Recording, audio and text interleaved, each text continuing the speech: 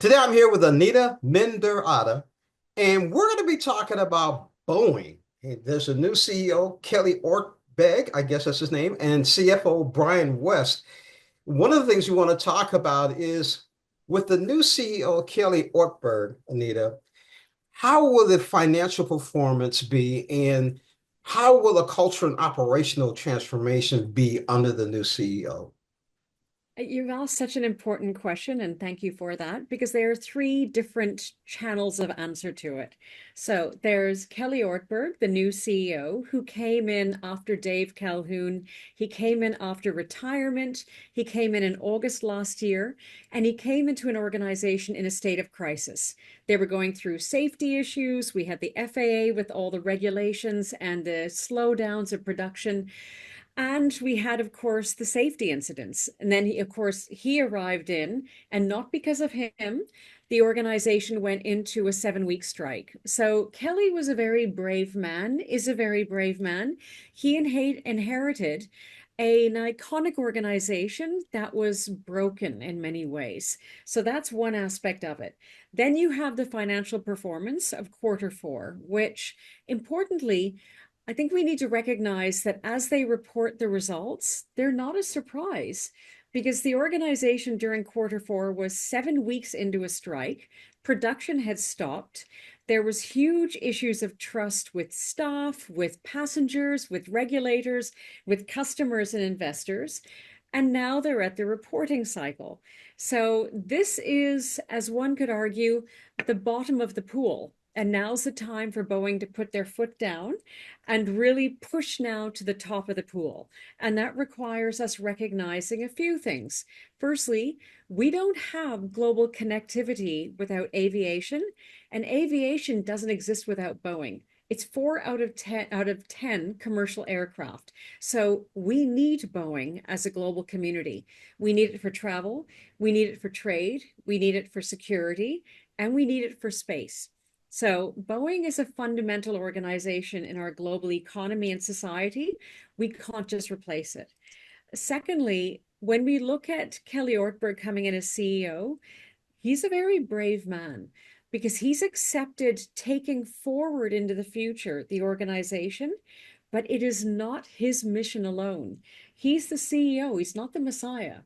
And so this means a cultural transformation, a productivity step change, and an industry vote of confidence so that one of the two most important aircraft manufacturers in our lives can get back in the air.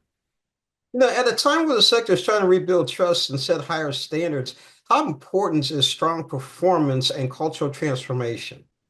It's fundamental. It's part of the DNA. It is quite honestly, it's not just part of, as we could argue, economic transformation and commercial operational transformation. It's almost spiritual transformation because there is no other industry genuinely that attracts the world's attention, whether you're an investor or not, like aviation. Aviation is a part of your world, it's a part of my world. And we felt that most deeply during the global pandemic when none of us could travel anywhere.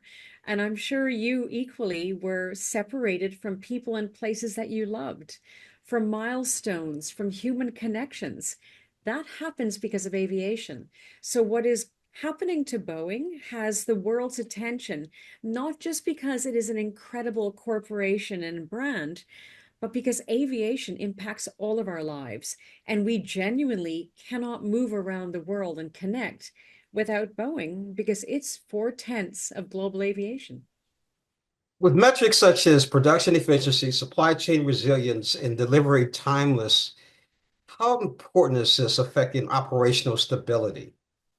It's huge. And I think this is it's a very important point you make because coming out of a 7 week strike, so 49 days, it costs the organization almost 2.5 billion US dollars. You can't switch on the production factory. It's a bit like saying to, quite honestly, Santa and his elves, they're going on strike before Christmas. And then suddenly on December 23rd, you expect the elves to turn the production lines on. The toys are not going to be made because the paint's not ready, the wood's not ready, the reindeers are not ready. So I don't mean to trivialize this, but it really is just to sensitize at a personal level. When you turn on global aviation after a 7-week manufacturing slowdown, if not stoppage, all of the supply chain elements need to be in place. And that goes to Boeing and all of its partners.